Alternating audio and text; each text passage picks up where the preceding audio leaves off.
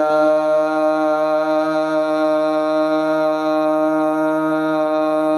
سبحان اللہ ڈب کے بھائی سبحان اللہ جنت میں ایک درخت لگے الحمد للہ الذی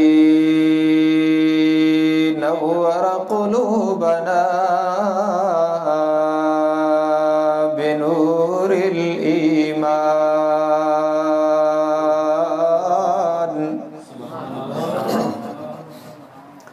وزین اخلاقنا بنور السنة والقرآن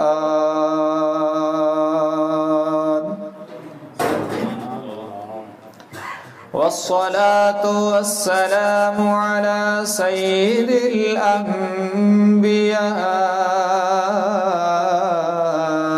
محمد الذي أنزل عليه الفرقان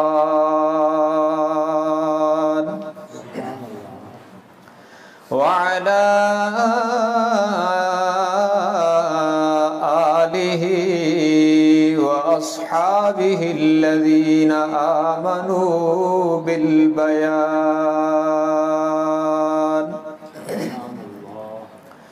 أما بعد فأعوذ بالله من الشيطان الرجيم بسم الله الرحمن الرحيم سبحان الله وقضى ربك ألا تعبدوا إلا إياه وبالوالدين إحسانا سبحان الله إما يبلغن عندك الكبر أحدهما أو كلاهما فلا تقل لهما أف ولا تنهرهما وقل لهما قولا كريما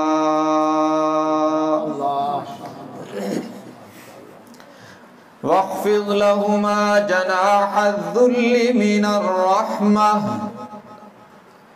وقل رب ارحمهما كما ربياني صغيرا وقال الله تبارك وتعالى في كلام المقدس على مقام آخر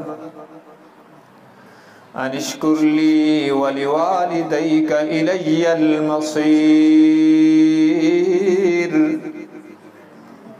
وقال النبي صلى الله تبارك وتعالى عليه وسلم الجنة تحت أقدام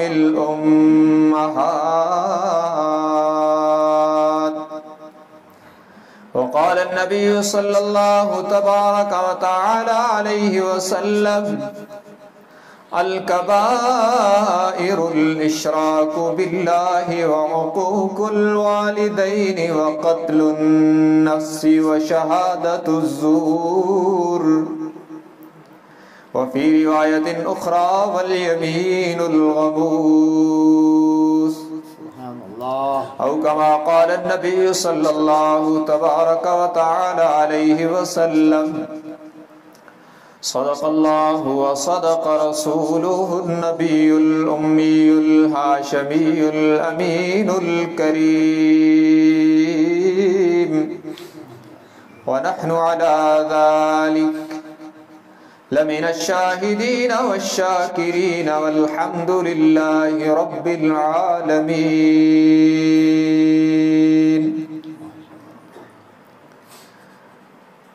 مجھ کو یا رب زمانے کی شہرت نہ دے اور نہ مجھ کو کوئی بھی دھن چاہیے مجھ کو یا رب زمانے کی شہرت نہ دے اور نہ مجھ کو کوئی بھی دھن چاہیے، دو ستارے جہاں چاند کے پاس ہیں، مجھ کو وہ مصطفی چمن چاہیے۔ اور جس انجمن میں، جس مجلس میں، جس انجمن میں ذکر رسالت مآب ہے، اس انجمن میں تو سانس لینا بھی ثواب ہے۔ خاتم الرسل حامل ام الکتاب ہے، خاتم الرسل حامل ام الکتاب ہے، ارے ان پر درود جن کا پسینہ گلاب ہے۔ سب حضرات درود شریف پڑھ لیں۔ اللہم صلی علی محمد وعلی آل محمد کما صلیت علی ابراہیم وعلی آل ابراہیم انکا حمید مجید۔ اللہم بارک علی محمد وعلی آل محمد کما بارکت علی ابراہیم وعلی آل ابراہیم انکا حمید مجید۔ حاضرین کرام قدر، محترم قاری عنایت اللہ صاحب کی والدہ محترمہ کو ایصال ثواب کرنے کے لیے آج کی اس محفل کا اہتمام کیا گیا ہے۔ سامعین محترم، یہ بات ذہن میں رکھیں کہ دنیا میں انسان رشتوں میں جڑا ہوا ہے۔ کوئی بندہ یہ دعویٰ نہیں کر سکتا کہ میں دنیا میں ہوں اور رشتوں میں جڑا ہوا نہیں ہوں۔ انسان رشتوں کی برکت سے دنیا میں آتا ہے اور آگے اس کی نسل بھی رشتوں کی برکت سے پھیلتی ہے۔ دنیا میں جتنے بھی رشتے ہیں، بہنوں کا رشتہ ہے، بھائیوں کا رشتہ ہے، چچا کا رشتہ ہے، جتنے بھی رشتے ہیں، سب سے مضبوط ترین اور سب سے خالص ترین اور سب سے محبت بھرا رشتہ ماں باپ کا ہے۔ اور پھر ماں باپ میں بھی سب سے نازک ترین رشتہ انسان کا ماں کے ساتھ ہوتا ہے۔ جو محبت، جو پیار، جو الفت اولاد کو ماں کے در سے ملتی ہے، کہیں اور سے وہ نہیں ملتی۔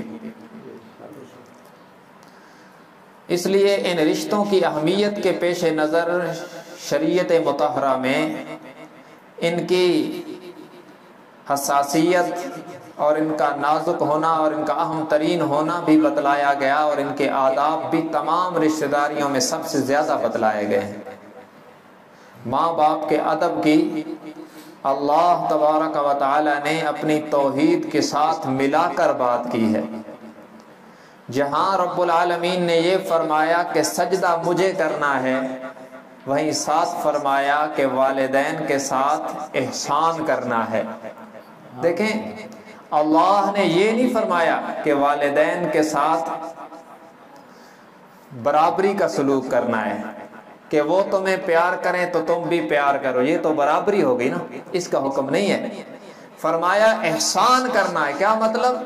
کہ وہ تمہیں تھپڑ بھی مارے تو تم نے پھر بھی پیار کرنا ہے۔ یہ شریعت کی تعلیم ہے۔ اسلام ایسا بہترین مذہب ہے جو محبت کا درس دیتا ہے، پیار کا درس دیتا ہے، اور جس در سے انسان کو سب سے زیادہ پیار ملتا ہے، اللہ تبارک و تعالیٰ سب سے پہلے اسی در سے اور انہی شخصیات سے پیار سے بھی آگے بڑھ کر احسان کا حکم دیتے ہیں۔ تو والدین کا رشتہ بڑا نازک ہے اور بڑے آداب بتلائے گئے، لیکن میں جو بات آپ سے عرض کر رہا ہوں وہ یہ ہے کہ ماں باپ کی عظمت بھی جیسے انسانیت کو دیگر عظمتیں حضور صلی اللہ علیہ وسلم کے مبارک قدموں سے ملی ہیں، ماں کو عظمت بھی میرے آقا کے مبارک قدموں سے ملی۔ کیوں؟ حضرت طارق ابن عبداللہ کہتے رضی اللہ تعالیٰ صحابی ہیں، کہتے ہیں قبول اسلام سے پہلے، حضور علیہ السلام کے اعلان نبوت فرمانے سے پہلے میں مکہ مکرمہ آیا، میں نے ایک بندے کو دیکھا، ایک بوڑھی عورت کے گلے میں کپڑا ڈال کے گھسیٹ رہا ہے، تو میں نے کہا کون ہے؟ اس نے کہا تو چپ کر، میری ماں ہے، بیچنے جا رہا ہوں۔ اس معاشرے پر جب جناب نبی مکرم صلی اللہ علیہ وسلم نے محنت کی تو پھر اسی ماں کو عظمت ملی ہے کہ حضرت حلیمہ سعدیہ آئی ہیں رضی اللہ عنہ۔ حضرت حلیمہ سعدیہ رضی اللہ تعالیٰ عنہ نے حضور اکرم صلی اللہ علیہ وسلم کو جنا نہیں ہے۔ حضور علیہ السلام کی حقیقی والدہ کا نام کیا ہے؟ حضرت آمنہ ہے۔ جس خوش قسمت ماں کی گود میں یہ 14ویں کے چاند طلوع ہوئے ہیں ان کا نام تو سیدہ آمنہ ہے۔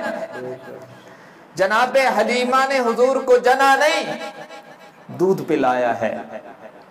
اور یہ میں آپ کو سمجھانے کے لیے عرض کر رہا ہوں، اس وقت عرب کا یہ دستور تھا کہ جب بچے پیدا ہوتے تو دیہاتوں سے عورتیں آتی ہیں اور دودھ پلانے کے لیے لے جاتی ہیں، اور ان کو معاوضہ دیا جاتا تھا، اجرت دی جاتی تھی، مزدوری دی جاتی تھی۔ تو جس خاتون نے اجرت لے کر جناب نبی مکرم صلی اللہ علیہ وسلم کو دودھ پلایا تھا، یہ اس وقت آئی ہیں جب حضور صلی اللہ علیہ وسلم کی شان اقدس کا سورج پورے عرب میں چمک رہا تھا۔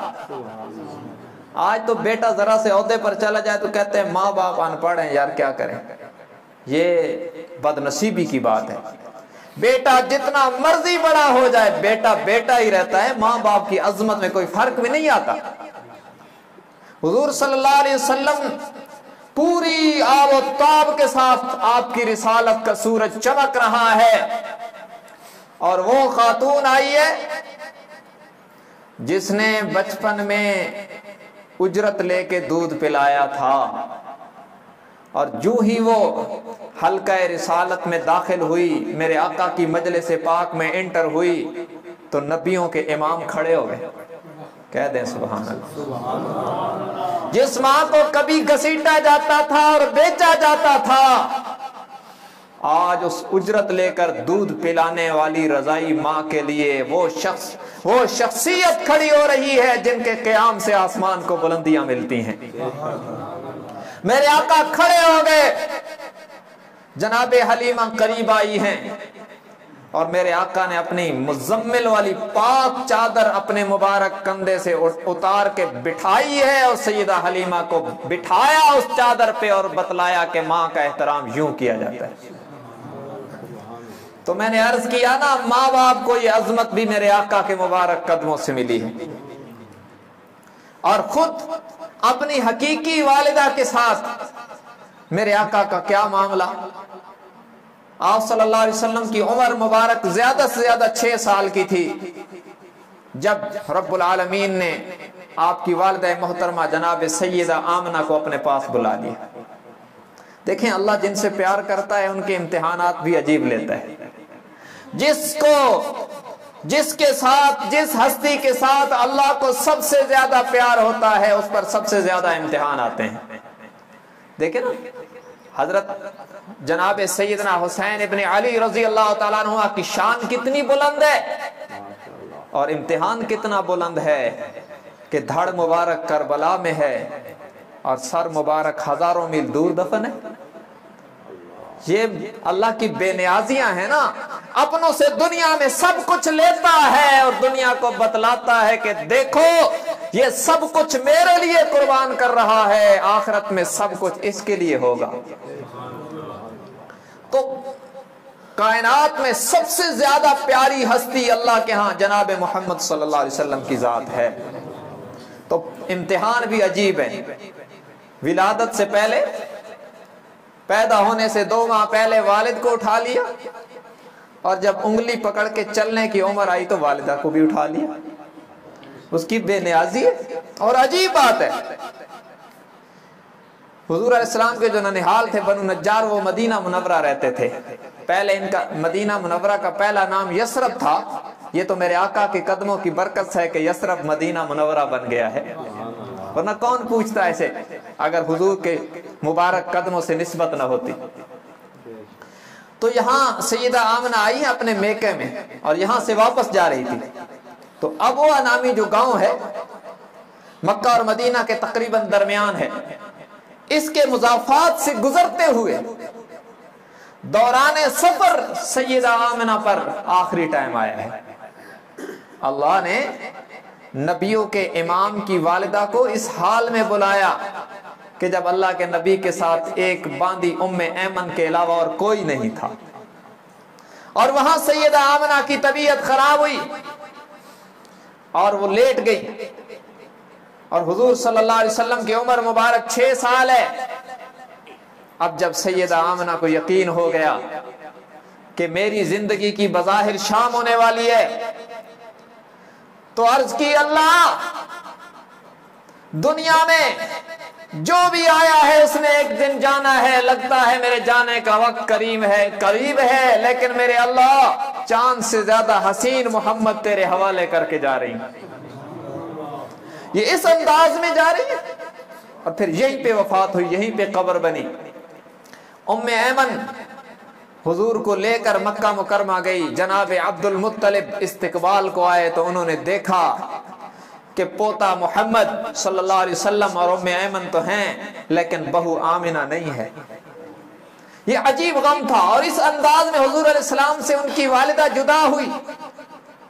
پھر ایک وقت آیا کہ اللہ تبارک و تعالیٰ نے حضور کے سر اقدس پہ ظاہراً بھی نبوت کا تاج سجا دیا، باطناً تو فیصلہ کائنات کے بننے سے پہلے ہو چکا تھا، اب اعلان بھی فرما دیا گیا۔ پھر ایک وقت آیا کہ مکہ بھی فتح ہو گیا، حضور علیہ السلام کی شان و شوکت واضح ہو گئی، پورے عرب پر حضور صلی اللہ علیہ وسلم کی رسالت کا پرچم لہرانے لگا، اور بڑے بڑے کافر سرنگوں ہو گئے۔ حضور علیہ السلام بڑی شان و شوکت سے اپنے غلاموں کے ساتھ تشریف لائے، حجۃ الوداع میں خطبہ دیا، اور اللہ نے اپنی والدہ کی قبر اطہر پہ جانے کی اجازت عطا فرمائی، تو حضور تشریف لے گئے، اور دشوار گزار راستے سے گزار کر اپنے لشکر سمیت، اپنے لشکر کو بھی گزار کر خود بھی گزر کے اپنی والدہ کی قبر پہ تشریف لے گئے۔ اور اب 63 سال کی عمر ہے، والدہ محترمہ کو بچھڑے 57 سال گزر گئے، لیکن وہ جدائی کا صدمہ ختم نہیں ہوا۔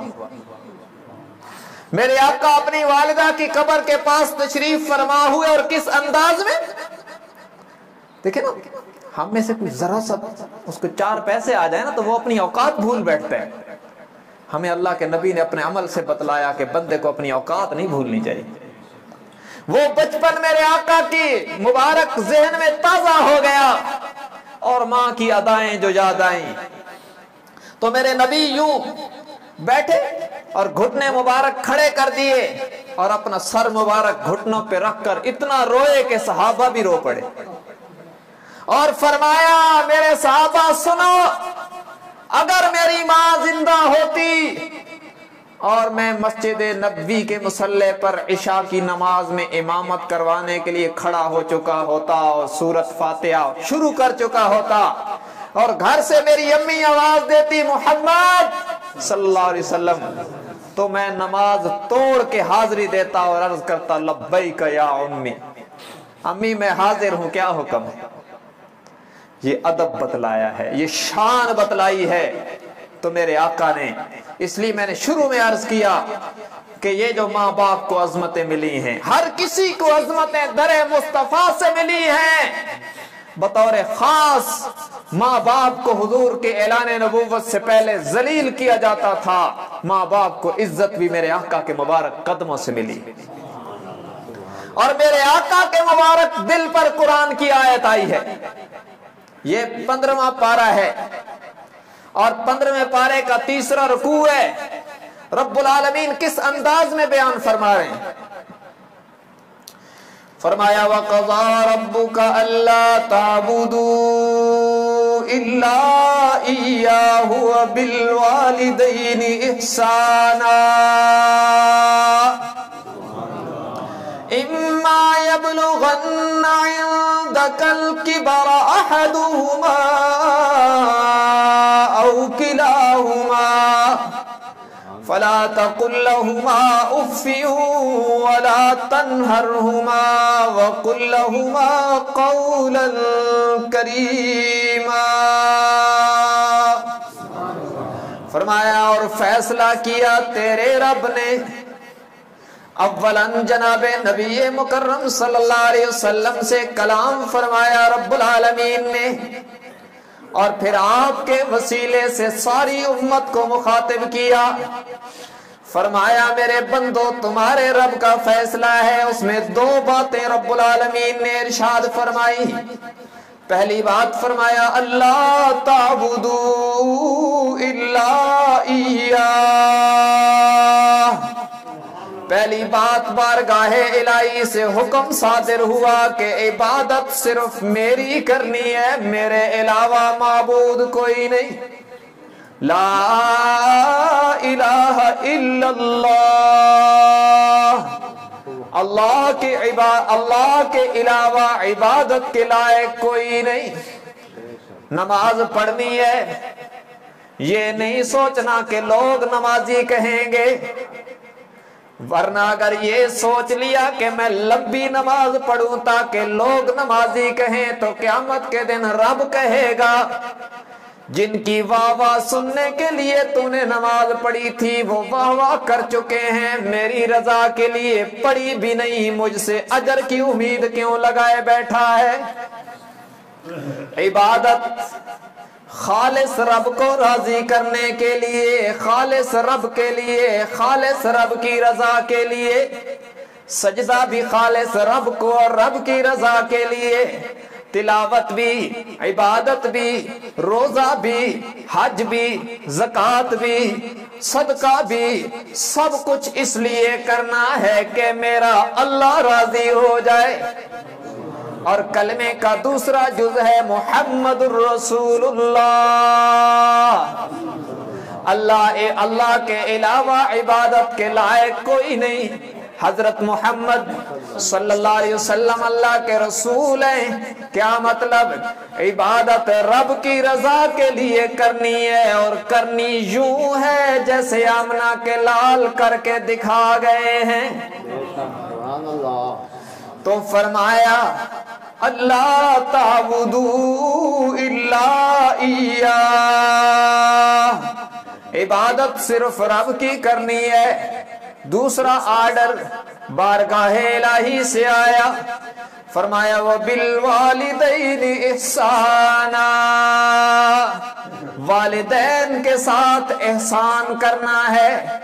وہ سختی بھی کریں تو نرمی کرنی ہے، وہ اگر خدا نہ خواستہ تمہیں گھر سے نکال بھی دیں تو بے ادبی نہیں کرنی ہے۔ اور اس پر مجھے یاد آئے قربانی کے دن ہے، قربانی قریب آ رہی ہے اور حضرت ابراہیم علیہ السلام کی بات ہوگی اور ان کا نام زباں بزد عام ہوگا۔ والدین کے ادب کی جب بات ہوتی ہے تو ابراہیم علیہ السلام کی ذکر والی آیات سامنے آ جاتی ہیں۔ باپ کون ہے؟ آزر، بت بنا کے بیچتا ہے، بت پرستی کرتا ہے، اور بیٹا رب کا پیغمبر ہے۔ یہ بھی رب کی شان ہے اور اس کی قدرت ہے کہ بت بنانے والے کے گھر میں بت توڑنے والے پیدا کر دیتا ہے۔ اور اگر آپ کا ذہن بیدار ہو تو ایک بات سمجھا دوں، میرے بلکہ پوری دنیا میں جتنے لوگ پیدا ہو رہے ہیں ان میں اور پیغمبروں میں بہت سارے فرق ہیں. ایک فرق یہ بھی ہے کہ دنیا میں جو بھی بچہ پیدا ہوتا ہے نا وہ فطرت اسلام پہ پیدا ہوتا ہے، لیکن اللہ کے نبی نے فرمایا فَأَبَوَاهُ يُحَوِّدَانِهِ أَوْ يُنَصِّرَانِهِ أَوْ يُمَجِّسَانِهِ کہ دنیا میں ہر بچہ فطرت اسلام پہ پیدا ہوتا ہے، پھر اس کے والدین اسے یہودی بنا دیتے ہیں یا نصرانی بنا دیتے ہیں یا مجوسی بنا دیتے ہیں. کیا مطلب؟ کہ جس ماحول میں والدین اس کی پرورش کرتے ہیں تو بچہ اسی ماحول میں ڈھل کر اسی کا ہو کے رہ جاتا ہے. یعنی حالات سے متاثر ہو کر دنیا میں آنے والا نامولود جب آنکھ کھولتا ہے شعور کی تو اسی حالات کی بہ میں، اسی حالات کے سمندر میں بہ جاتا ہے. ہر بندہ حالات کے پیچھے لگ جاتا ہے، لیکن پیغمبر کو روز اول سے اللہ اتنا پاک بناتا ہے کہ پیغمبر حالات کے پیچھے نہیں لگتے، حالات کو اپنے پیچھے لگاتے ہیں. سبحان اللہ. اب دیکھیں نا، آزر کے گھر میں پیدا ہو رہے ہیں، آنکھ کھولی تو دیکھا کہ یہ بتوں کو سجدے کرتے ہیں، آنکھ کھولی تو دیکھا کہ بتوں کو بنا کے بیچتے ہیں، سارا کام بتوں والا ہے. لیکن جب شعور کی زندگی میں قدم رکھا تو کہا ابا جان ان سے کچھ نہیں ہوتا، سب کچھ رب سے ہوتا ہے. سبحان اللہ. اور کتنا عجیب انداز ہے، باپ دھکے مار رہا ہے، دھمکیاں دے رہا ہے، اور ابراہیم علیہ السلام کا انداز دیکھیں. فرمایا یا اباتی، اے پیارے ابا جان. کتنا بہترین انداز ہے. آج تو ذرا سی بات ہو جائے تو والد کو پتہ نہیں کیا کیا لفظ ہم کہہ دیتے ہیں، اور ادھر باپ کہہ رہے لَإِن لَّمْ تَنْتَهِ لَأَرْجُمَنَّكَ وَاهْجُرْنِي مَلِيًّا. اگر تو اس کلمے والی اور توحید والی دعوت سے باز نہ آیا تو تجھے پتھر مار مار کے سنسار کر دوں گا. اور ابراہیم علیہ السلام کیا کریں جواب میں؟ سَأَسْتَغْفِرُ لَكَ رَبِّي قَالَ سَلَامٌ عَلَيْكَ سَأَسْتَغْفِرُ لَكَ رَبِّي. ابا جان اللہ تجھ پہ رحم کرے، میں تیرے لیے رب سے معافی کی درخواست کرتا رہوں گا. اور کرتے رہے جب تک کہ رب نے پابندی نہیں لگائی. تو ادب سکھایا، بتلایا نا ہمیں کہ ان کا ادب کتنا ہے. تو رب العالمین یہی فرما رہے ہیں وَبِالْوَالِدَيْنِ إِحْسَانًا. والدین کے ساتھ حسن سلوک کرنا ہے، احسان کرنا ہے، اور خصوصاً جب وہ بڑھاپے میں پہنچ جائیں. اِمَّا يَبْلُغَنَّ عِنْدَكَ الْكِبَرَ أَحَدُهُمَا أَوْ كِلَاهُمَا. جب ان دونوں میں سے کوئی ایک یا وہ دونوں بڑھاپے میں پہنچ جائیں تو پھر خاص خیال رکھنا. کیوں؟ کہ اب ان کا ذہن بچوں والا ہو گیا. اب وہ طرح چھوٹی چھوٹی باتوں پر الجھیں گے اور تجھے ڈانٹیں گے، اور ایک ایک بار کو بار بار، ایک ایک بات کو بار بار پوچھیں گے. تو اس طرح تلخی میں آ کر کہیں انہیں ڈانٹ نہ دینا، بلکہ ڈانٹنا تو بڑی بات ہے نا. رب نے کیا کہا؟ فَلَا تَقُلْ لَهُمَا اُفْ. انہیں اف بھی نہیں کہنا. چھوٹی سی بات ہوتی ہے اوہو ابا جی اوہو تو صحیح کر دیتے. فرمایا یہ اف بھی نہیں کرنی کہ کہیں ان کا دل دکھ گیا تو عرش سے رب ناراض ہو جائے گا. وَلَا تَنْهَرْهُمَا. انہیں جھڑکنا نہیں. وَقُلْ لَهُمَا قَوْلًا كَرِيمًا. انہیں شہد سے زیادہ میٹھے انداز میں بلانا ہے. وَاخْفِضْ لَهُمَا جَنَاحَ الذُّلِّ مِنَ الرَّحْمَةِ. ان کے لیے رحمت و شفقت کے بازو پھیلا دینے ہیں. اور رب سے کیا کہنا ہے؟ رب ارحمہما کما ربیانی صغیرا. میرے رب میرے والدین پر رحم فرما جیسا کہ بچپن میں انہوں نے مجھے پالا ہے. یہ وہ دعا ہے جو رب نے خود سکھائی ہے کہ اپنے والدین کے لیے مجھ سے یوں مانگو. تو اس کی قبولیت میں تو شبہ ہی کوئی نہیں نا کہ رب خود فرما رہے ہیں اپنے والدین کے لیے مجھ سے یوں مانگو کہ اے ہمارے رب، رب ارحمہما، اے ہمارے رب ان دونوں پر رحم فرما جیسا کہ انہوں نے بچپن میں مجھ پر رحم کیا، مجھے پالا۔ یہ اللہ خود سکھا رہے ہیں، والدین زندہ ہوں یا دنیا سے چلے گئے ہوں، اولاد کو والدین کے لیے یہ لفظ ضرور رب العالمین کے ہاں گزارش کرنے چاہیے۔ قرآن میں عربی یاد ہو تو یوں کہے رب ارحمہما کما ربیانی صغیرا، اور اگر عربی یاد نہ ہو تو یوں اپنی زبان میں کہے یا اللہ میرے والدین پر رحم فرما جیسا کہ انہوں نے بچپن میں مجھے پالا اور مجھ پر رحم کیا اور کتنا پیار دیا، یا اللہ تو بھی ان سے پیار کر۔ اور اپنے بچپن کو سامنے رکھ کر یہ دعا رب سے کرنی چاہیے اور ضرور کرنی چاہیے، والدین حیات ہوں تب بھی، والدین دنیا سے چلے جائیں تو تب بھی۔ اور یہ اتنی جامع ہے، آپ اگر یوں دعا کریں نا یا اللہ میرے والدین کے گناہوں کو معاف فرما، ان کی قبر آسان فرما، ان کا حشر آسان فرما، انہیں پل صراط سے آسانی سے گزار، انہیں جنت عطا فرما، انہیں جہنم سے بچا، یہ جو ساری دعائیں ہیں نا، یہ ساری دعائیں اس لفظ میں جمع ہوگی جب آپ کہیں گے یا اللہ میرے والدین پر رحم فرما۔ جس پر رب کا رحم آ گیا اس کی ساری دنیا اور آخرت سنور جاتی ہے۔ اتنا جامع لفظ ہے، ظاہر ہے خود رب العالمین کا اپنا لفظ ہے نا، کلام ہے، اللہ کی شان زبان سے نکلا ہوا لفظ ہے، اس لیے اس سے بہترین دعا کوئی نہیں ہو سکتی۔ تو ایک تو یہ پیغام ہے کہ سارے ساتھی اپنے والدین کے لیے زندہ ہیں تب بھی، دنیا سے چلے گئے تب بھی یہ دعا ضرور کریں ہر نماز میں کہ اے اللہ میرے والدین پر رحم فرما جیسا کہ انہوں نے بچپن میں مجھے پالا، جب میں چھوٹا تھا انہوں نے پالا اور شفقت کی، تو بھی ان پر رحم فرما۔ یہ دعا ضرور کریں گے نا انشاءاللہ۔ اور جن کے والدین زندہ ہیں غنیمت جان لو، قدر کرو، جب یہ نہیں ہوں گے پھر احساس ہوگا اور پھر وقت ہاتھ نہیں آئے گا۔ جب چلے جاتے ہیں پھر پتہ چلتا ہے۔ ہمارے مفتی امان اللہ صاحب کی والدہ فوت ہوئی، ہم تعزیت کے لیے گئے، کہتے ہیں علماء کرام میں آپ سے یہ گزارش کرتا ہوں جن کی مائیں زندہ ہیں قدر کر لو، ہمیں آج قدر آئی ہے ماں موجود نہیں، تو جن کی مائیں زندہ ہیں باپ زندہ ہیں ان کی قدر کرو، کل نہیں ہوں گے پھر قدر آئے گی، تو پھر وہ وقت تو ہاتھ نہیں آنے والا نا۔ تو اپنے والدین کی ہمیں بڑھ چڑھ کے قدر کرنی چاہیے، ان کی خدمت کر لو، ان کے منہ سے دعا نکلے گی تو آپ کی دنیا اور آخرت سنورے گی۔ قرآن و حدیث میں اس وقت 20 واقعات ہیں، والدین کی دعا نکل گئی، بیٹے کی دنیا اور آخرت سنور گئی۔ دنیا ولایت میں ایک مشہور نام ہے بایزید بستامی تیفور بن عیسیٰ رحمت اللہ علیہ، دنیا ولایت کا روشن نام ہے۔ کہتے ہیں میں مجاہدات کرتا تھا، ذکر کرتا تھا، تلاوت کرتا تھا، لیکن دل میں وہ کیفیت نہیں بنتی تھی جو میں چاہتا تھا۔ کہتے ہیں ایک دن مجھے رات کو ماں نے پانی مانگا، تو آپ جو پرانے ہمارے بزرگ بیٹھے ہیں ان کو پتہ ہے، اب تو جدید دور ہے نا، گھروں میں ٹوٹیاں لگی ہیں اور موٹریں لگی ہوئی ہیں، پرانے دور میں وہ دور دور پانی کے چوئے ہوتے تھے اور ادھر سے لوگ پانی لاتے تھے اور کافی ٹائم لگتا تھا۔ ہمیں بچپن میں یاد ہے کہ کبھی کبھی ہم صبح جاگتے تو کہتے ہیں آج چائے نہیں بنی، ابھی پانی نہیں ہے۔ پہلے پانی کی بڑی کمیاں ہوتی تھی، تو وہ یہ تو ہمارا دور ہے، تو ان کا دور پتہ نہیں اس سے بھی کیسا ہوگا۔ فرماتے ہیں امی نے پانی مانگا تو میں ذرا دور پانی کی کوئی کنواں تھا یا کوئی ندی تھی وہاں سے پانی لینے چلا گیا، اور مجھے پانی لاتے لاتے تھوڑی دیر لگی، چونکہ وہ جگہ دور تھی، میں آیا تو امی سو گئی تھی۔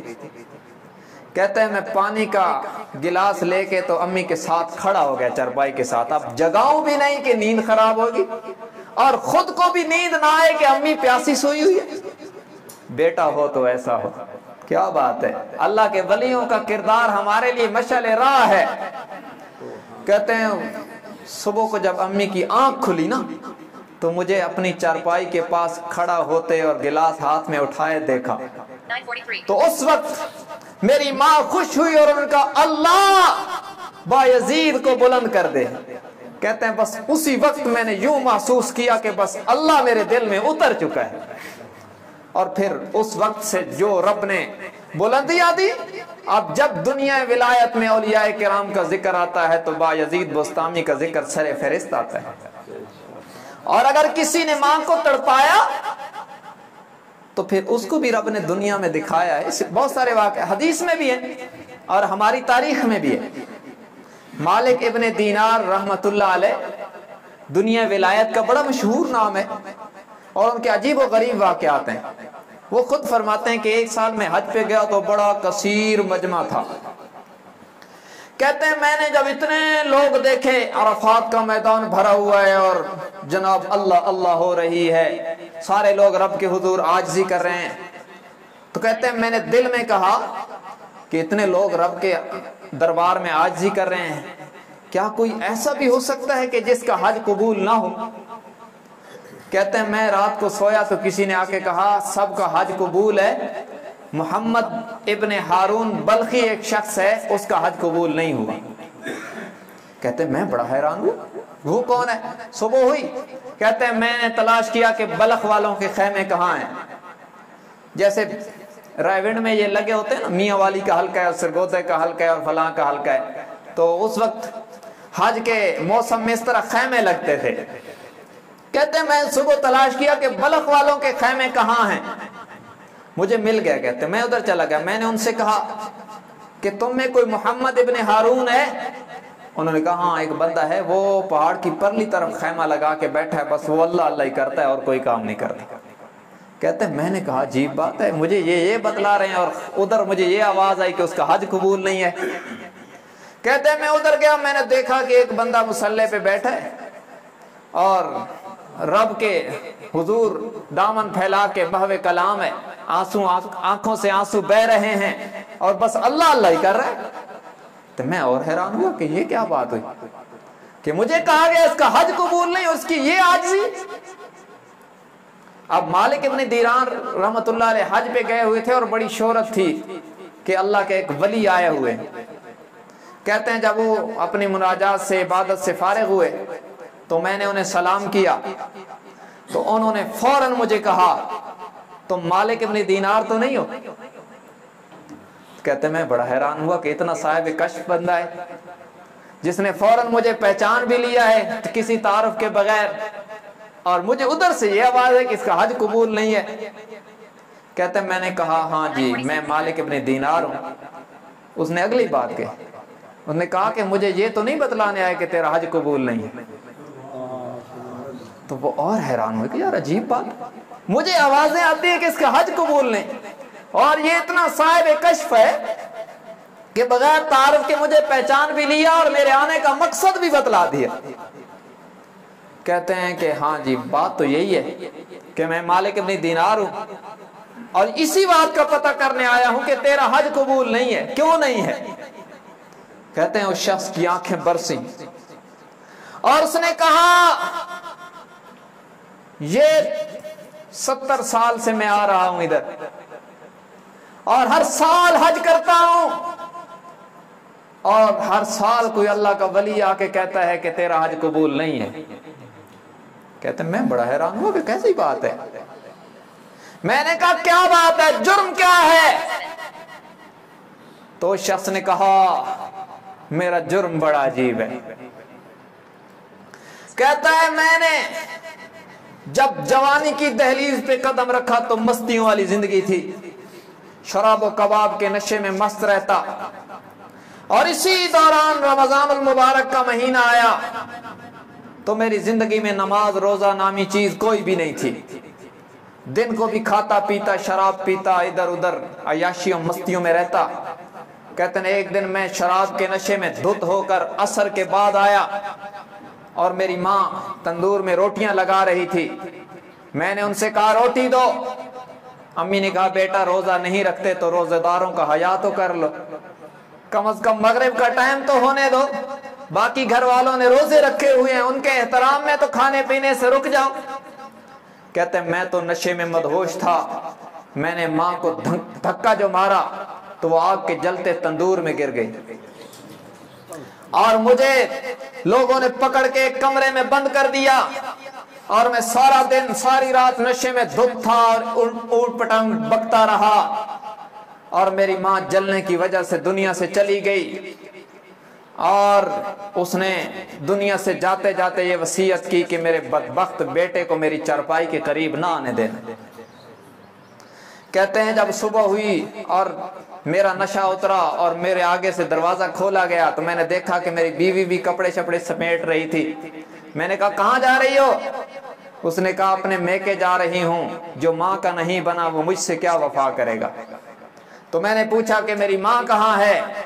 اس نے کہا وہ تو رات کو دفن کر دی گئی ہے. کہتے ہیں اس وقت بس میرے دل پہ ضرب لگی اور میں نے سب عیاشیوں سے توبہ کر دی. اب روزہ رکھتا ہوں دن کو، رات کو مصلے پہ کھڑے ہو کے آنسو بہاتا ہوں. میں بڑا مالدار آدمی ہوں، میں نے ساری زمینیں صدقہ کر دی، سب کچھ رب کی راہ میں لوٹا دیا، لیکن کیا کروں؟ ہر سال حج پہ آتا ہوں تو یہی کہا جاتا ہے تیرا حج قبول نہیں ہے. مالک ابن دینار کہتے ہیں میں نے بھی اسے ڈانٹا کہ تو ہے اس قابل کہ تیرا حج قبول نہ ہو، تو نے ماں کو جلایا ہے. کہتے ہیں میں اس کو ڈانٹ کے واپس آ گیا اور جو اگلی رات آئی وہ بڑی عجیب تھی. کہتے ہیں میں جو سویا تو خواب میں کملی والے آقا تشریف لائے صلی اللہ علیہ وسلم. اللہ ہم سب کو خواب میں حضور کی زیارت نصیب فرمائے. میں آگے چلنے سے پہلے ایک حدیث عرض کر دوں، بخاری شریف کی روایت ہے. قال النبی صلی اللہ علیہ وسلم من رآنی فی المنام فقد رآنی فإن الشیطان لا يتمثل فی صورتی.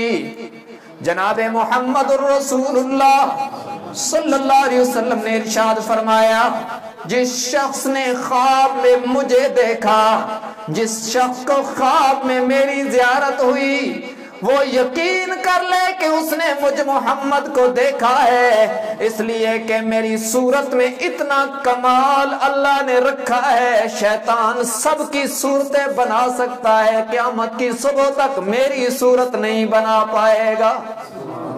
اور ایک اور معنی کیا محدثین نے، من رآنی فی المنام فقد رآنی، فرمایا جس شخص کو دنیا میں، جس صاحب ایمان کو دنیا میں میری زیارت ہو گئی وہ مطمئن ہو جائے کہ اسے حوض کوثر پہ بھی میرا دیدار ہو جائے گا. اور کیسے ہوگا دیدار دنیا میں؟ دو شرطیں ہیں. مسلمان سنت پر اہتمام سے عمل کرے اور میرے آقا کی ذات بابرکات پر کثرت سے درود پڑھے. ان دونوں عملوں کی برکت سے دیدار رسول ہوگا انشاءاللہ. تو مالک ابن دینار کہتے ہیں میں سویا تو رحمت للعالمین تشریف لائے اور آپ نے فرمایا مالک تو نے اس بندے کو مایوس کر دیا ہے، جبکہ اللہ مجھے بتلا چکے ہیں کہ قیامت کے دن اس شخص کی بخشش بھی اسی ماں کی برکت سے ہوگی. کہتے ہیں میں بڑا حیران ہوا کہ یہ کیسے ہوگا. میں نے عرض کی یا رسول اللہ صلی اللہ علیہ وسلم وہ کیسے ہوگا؟ آپ نے فرمایا جب قیامت کے دن اللہ کی عدالت لگے گی اور ماں اس کے خلاف رب العالمین کے دربار میں استغاثہ درج کرے گی کہ یا اللہ یہ میرا نافرمان بیٹا ہے، اس نے مجھے دھکے مار کے جلایا تھا، تو رب العالمین اس بیٹے کے لیے جہنم کا فیصلہ فرمائیں گے. اور جب فرشتے اسے پکڑ کے لے جائیں گے، اور کیسے ہوگا؟ حدیث میں آتا ہے کہ فرشتے مرد کو یہاں سے ہاتھ ڈالیں گے اس باج سے اور کھینچیں گے اور وہ کہے گا رحم رحم. تو فرشتے کہیں گے جس پر رحمان نے رحم نہیں کیا ہم کیسے رحم کریں. مردوں کو یہاں سے پکڑ کے کھینچیں گے اور عورتوں کو بالوں سے پکڑ کے کھینچیں گے. اللہ حفاظت فرمائے. کہتے ہیں جب اس کو کھینچ کے لے جا رہے ہوں گے تو یہ بار بار ماں کی طرف دیکھے گا، کہے گا اماں مجھے جلانے لگے. کہتے ہیں جب بار بار یوں دیکھے گا اور کہے گا نا اماں مجھے جلانے لگے، تو پھر ماں کا پیار جوش میں آئے گا اور پھر ماں کہے گی یا اللہ ٹھیک ہے اس نے مجھے جلایا لیکن میری شفقت گوارا نہیں کرتی کہ اسے جلایا جائے، میں معاف کرتی ہوں، اس کے لیے جنت کا فیصلہ کر دے. تو پھر اس کے لیے جنت کا فیصلہ ہو جائے گا. لیکن کتنی بڑی سخت سزا ہے کہ اتنی عبادت ریاضت کے باوجود بھی کہا جا رہا ہے کہ تیرا حج قبول نہیں ہے. ہمارے پلے تو ہے کچھ نہیں، اگر ہم نافرمانوں میں شمار ہو گئے تو پھر ہمارا کیا بنے گا؟ اس لیے میرے بھائیوں، والدین کی قدر کرو، اور بیویوں کے ناز نخرے انہیں دیکھ کر کبھی ماں کو دکھ نہ دینا، باپ کو دکھ نہ دینا، اس لیے کہ ماں باپ کی محبت بے لوث ہے۔ جب آپ کے پاس پیسے نہیں ہوں گے نا تو بیوی کی نظریں تو اٹھ جائیں گی، اور وہ کہے گی کہ کھلا نہیں سکتے تھے تو لاتے کیوں تھے؟ لیکن آپ دکھ میں ہوں یا سکھ میں ہوں، آپ کی ماں کبھی آپ کو یہ نہیں کہے گی، وہ کہے گی بیٹا کچھ نہ رہے، تو سلامت رہے تو میرا سب کچھ سلامت ہے۔ یہ ماں کی محبت بے لوث محبت ہے، اس کی قدر کیجئے، دنیا اور آخرت بنے گی۔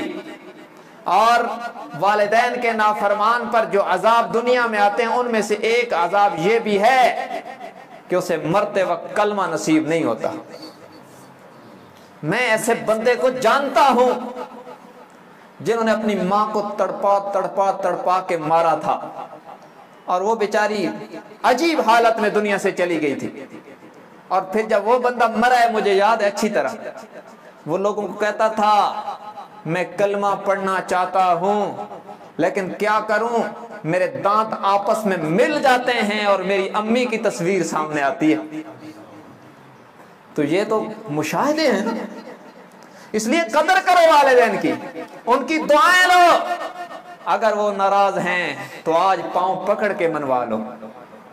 ماں باپ تو بڑے جلدی مانتے ہیں نا، انہیں پیار جو ہوتا ہے، آپ کے آنسو ان کی ساری ناراضگیاں دور کر دیں گے۔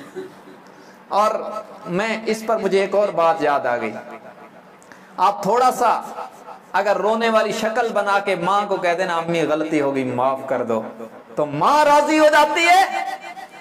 جو رب ماں سے بھی 70 درجے بڑھ کے پیار کرتا ہے، اگر اسے کہہ دو یا اللہ غلطی ہو گئی تو وہ کتنا جلدی راضی ہوگا۔ اور یہ میرے بزرگ بیٹھے ہیں، مجھے ایک اور بات یاد آ گئی حدیث کی۔ قارون جو تھا نا، قارون حضرت موسیٰ علیہ السلام کا رشتہ دار تھا، چچا زاد تھا، پتریر، اور اس نے موسیٰ علیہ السلام پر معاذ اللہ بڑی گندی تہمت لگائی تھی، جس میں وہ ناکام ہوا تھا، لیکن اپنی طرف سے اس نے بہت فاشسٹ کام کیا تھا کہ موسیٰ علیہ السلام کی عزت پہ انگلی اٹھائی تھی۔ تو اللہ نے موسیٰ علیہ السلام کو کہا کہ آپ کو میں اختیار دیتا ہوں، زمین کو کہو اسے پکڑ کے دھنسا لے۔ تو حضرت موسیٰ علیہ السلام کے سامنے قارون کے پاؤں زمین نے پکڑ لیے، تو اس نے کہا معاف کر دو۔ تو حضرت موسیٰ علیہ السلام جلالی پیغمبر تھے، انہوں نے زمین سے کہا اور پکڑ، تو زمین نے اور کھینچا اور گھٹنوں تک دھنس گیا۔ پھر اس نے کہا آپ معاف کر دیں۔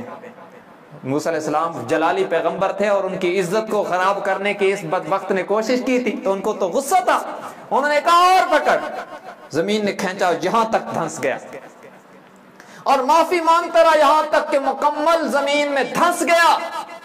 فَخَسَفْنَا بِهِ وَبِدَارِهِ الْأَرْضِ، مال و متاع سمیت زمین میں دفن ہو گیا۔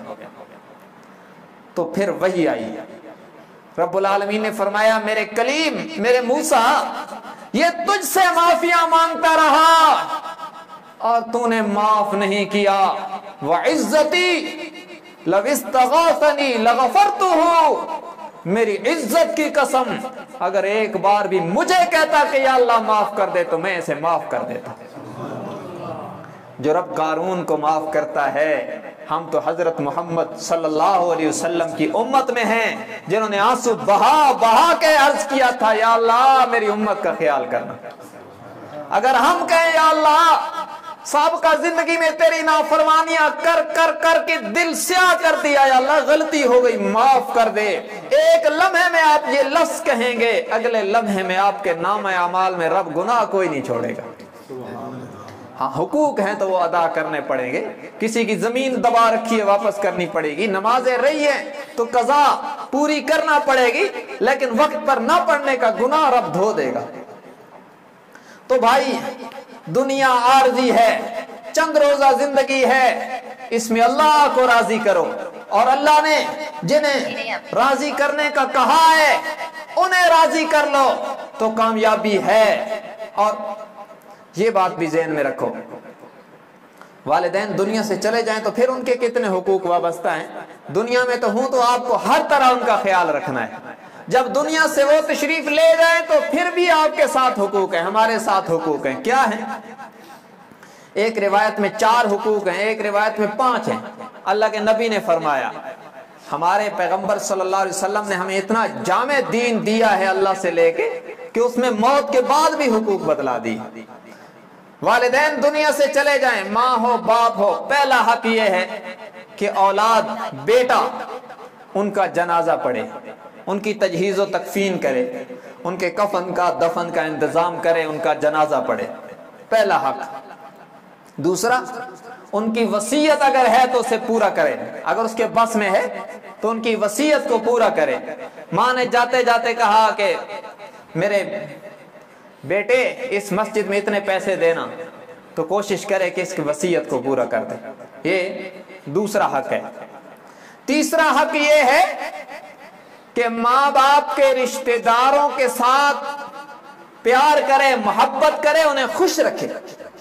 یہ نہیں لوگ کہتے ہیں امی مر گئی اب بس ہمارا خالاؤں سے رشتہ ختم.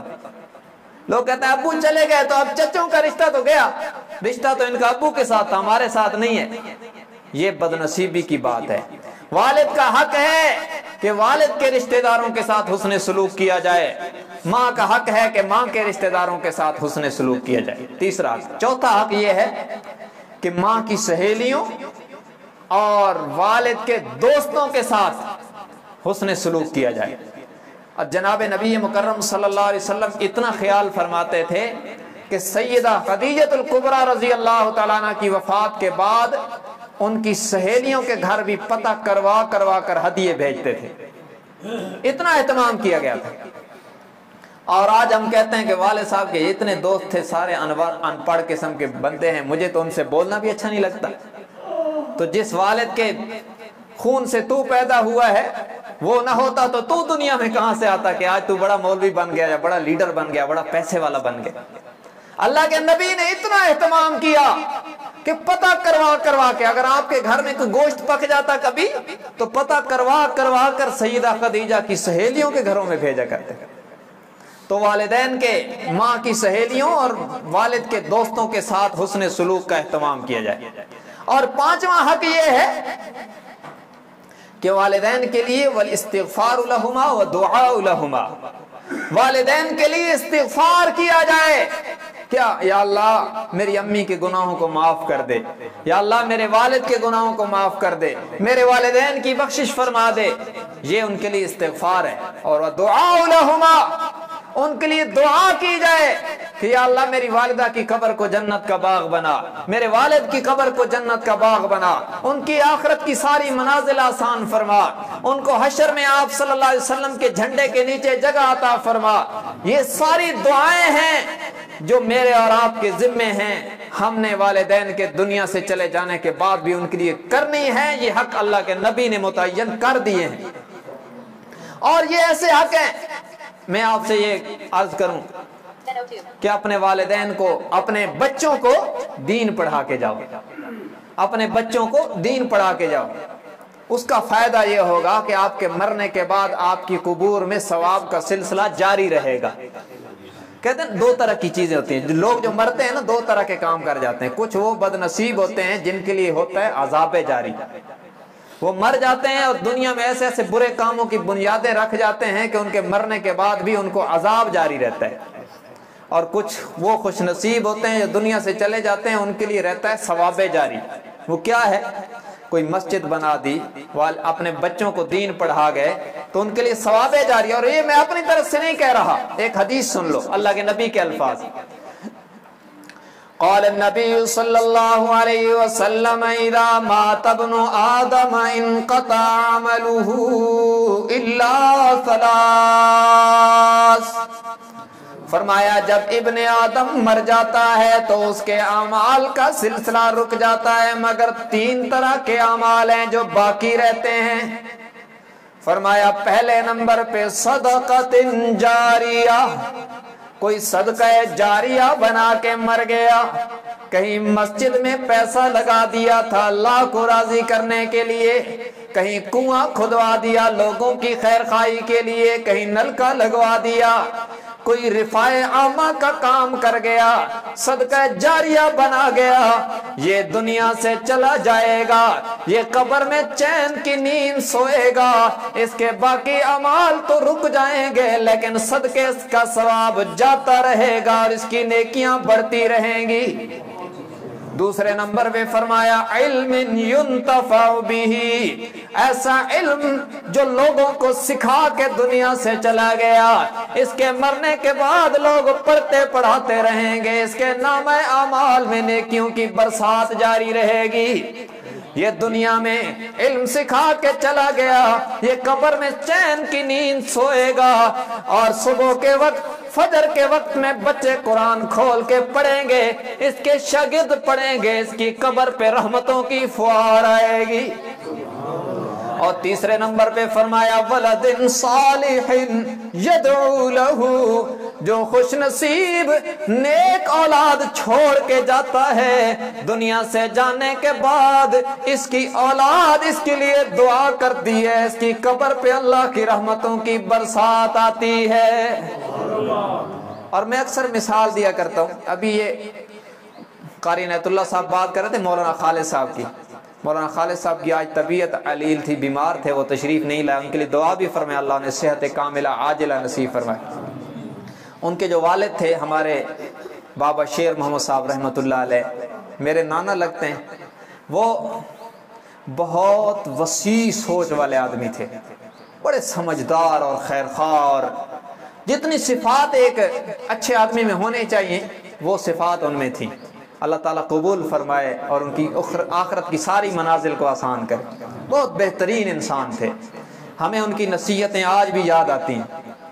انہوں نے ان کے سارے بیٹے آپ لوگ جانتے ہیں، استاد صفدر صاحب ہیں، امیر کلام صاحب ہیں، بھائی عابد ہے اور بھائی عاقل ہے، یہ سارے جو ان کے بیٹے ہیں سب دنیاوی شعبوں میں ہیں، اور دنیاوی لیول ان کا بہترین ہے، سٹرانگ ہے برادری میں اور ادھر ادھر، اللہ نے ان کو دنیاوی لیول پہ بہت عزت عطا فرمائی ہے۔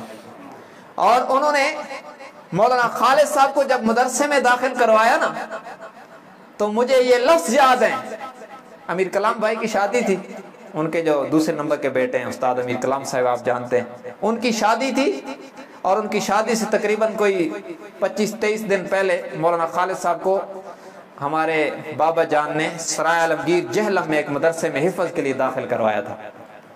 تو شادی میں سارے رشتہ دار اکٹھے ہوئے، تو کسی نے کہا کہ یہ آپ نے کیا کیا ہے؟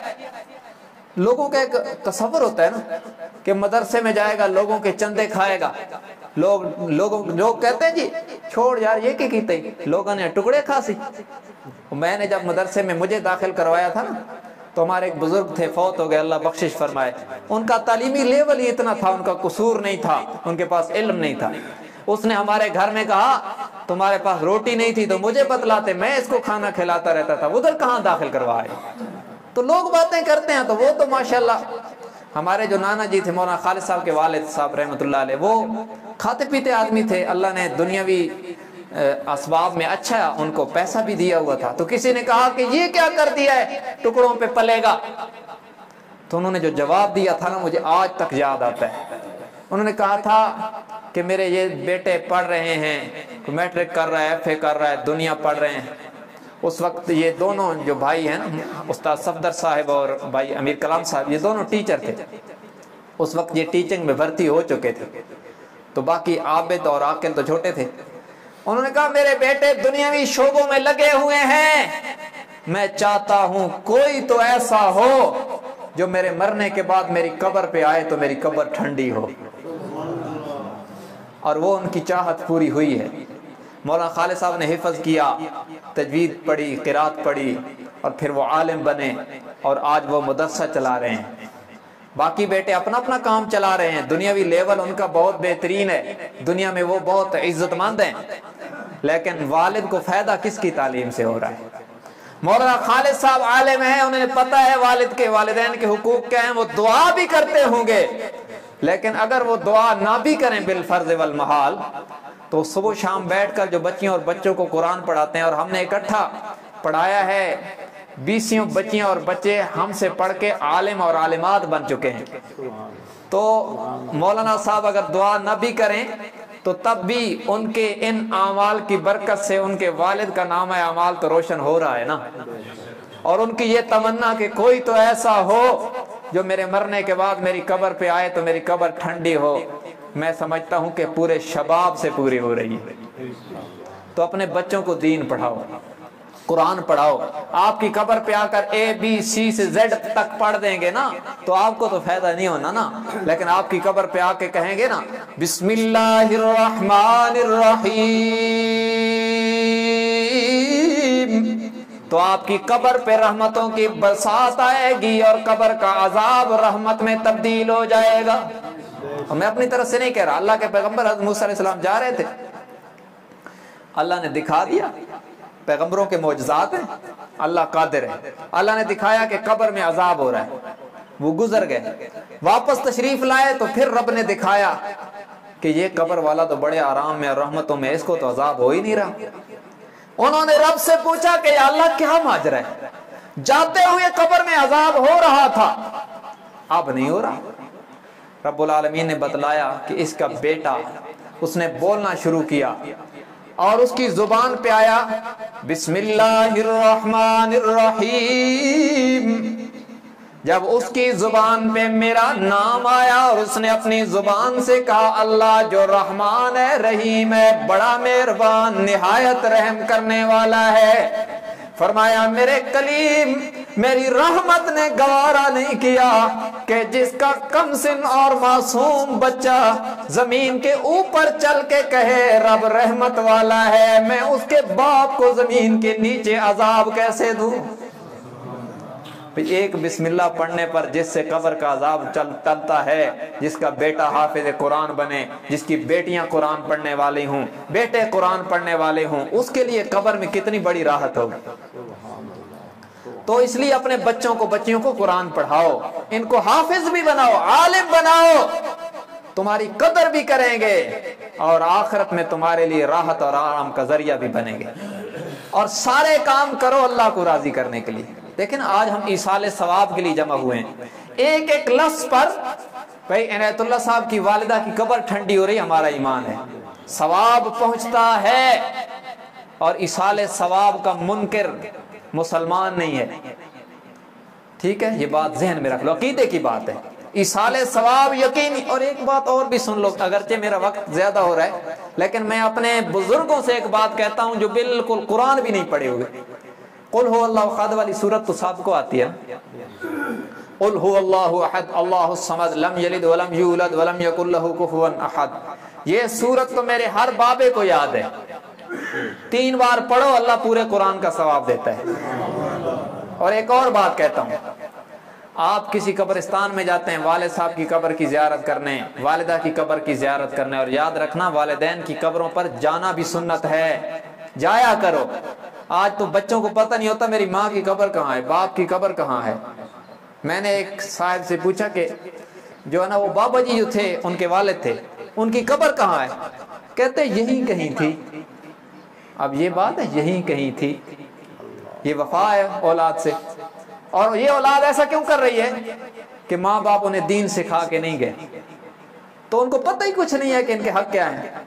तो वालिदैन की कब्रों पे और वैसे भी कब्रिस्तान में जाया करो इबरत के लिए। जो शख्स सूरह इखलास को 11 बार पढ़ के, कितनी बार? 11 बार। ये हदीस याद कर लो, सूरह इखलास को 11 बार पढ़ के ये नियत करे ना कि या अल्लाह इसे अपनी बारगाह में कबूल फरमाकर हजरत आदम अलैहिस्सलाम से लेकर अब तक जितने इंसान दुनिया से जा चुके हैं सबको इसाले सवाब फरमा। तो अल्लाह के नबी ने फरमाया अल्लाह इसे कबूल फरमाकर जितना सवाब दुनिया जहान के सारे वफात पाने वालों को अता फरमाएगा, इतना सवाब तुझ अकेले पढ़ने वाले को भी अता फरमाएगा। तो ये अमल मुश्किल है, ये करोगे ना इंशाल्लाह। इसाले सवाब करो अल्लाह को राजी करने के लिए, हाँ वाह के लिए ना करो। अगर खुदा ना खास्ता भाई इनायतुल्लाह साहब की नीयत में ये आ जाए ना कि लोग कहेंगे माँ की इसाले सवाब के लिए बड़ा जलसा करवाया, तो ना इन्हें सवाब होगा और ना इनकी माँ को फायदा होगा। क्यों?